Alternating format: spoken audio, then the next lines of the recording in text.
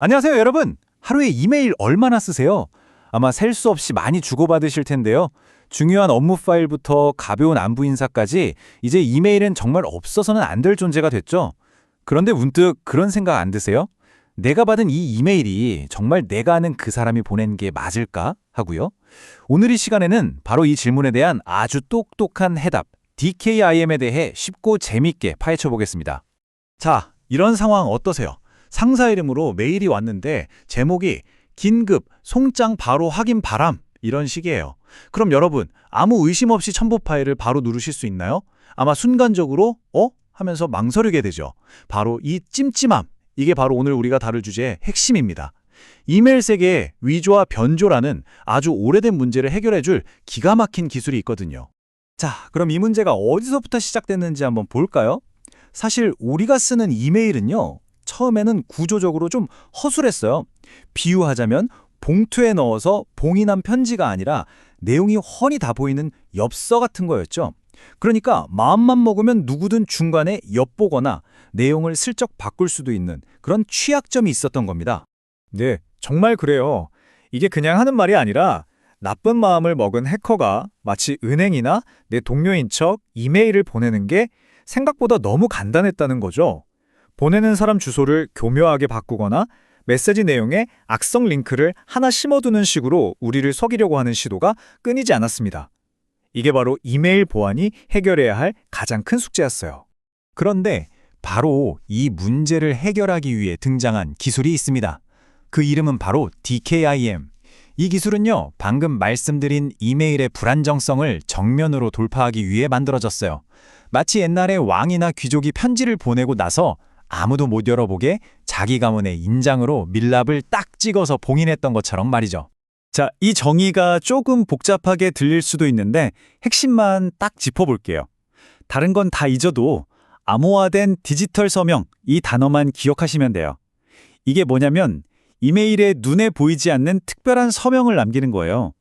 그래서 이 편지는 진짜 발신인이 보낸 게 맞고 중간에 아무도 뜯어보거나 내용을 바꾸지 않았다는 걸 증명해 주는 거죠.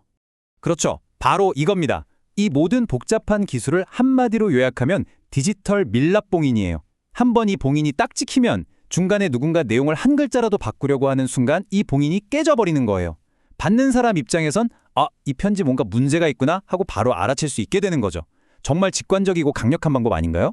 궁금하시죠? 이 디지털 밀랍 봉인이 도대체 어떻게 찍히고 또 받는 쪽에서는 이게 진짜인지 어떻게 확인하는 걸까요? 그 과정이 생각보다 아주 체계적이고 재밌습니다. 한번 같이 따라가 보시죠. 자, 이 과정을 다시 밀랍 봉인에 비유해 볼게요.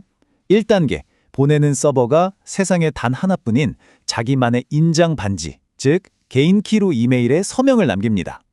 2단계, 이 이메일이 인터넷을 통해 날아가겠죠? 그럼 3단계에서 받는 서버가 인장 디자인 등록부, 즉 DNS라는 곳에서 이 반지 디자인이 이렇게 생긴 게 맞나? 하고 공개 키를 찾아와서 대조를 해보는 거예요. 그리고 마지막 4단계, 서명에 아주 완벽하게 딱 들어맞는다? 그럼 통과! 이 이메일은 안전한 진짜 이메일로 인정받는 겁니다.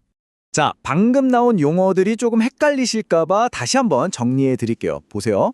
개인 키는 나만 가지고 있는 고유한 인장 반지고요.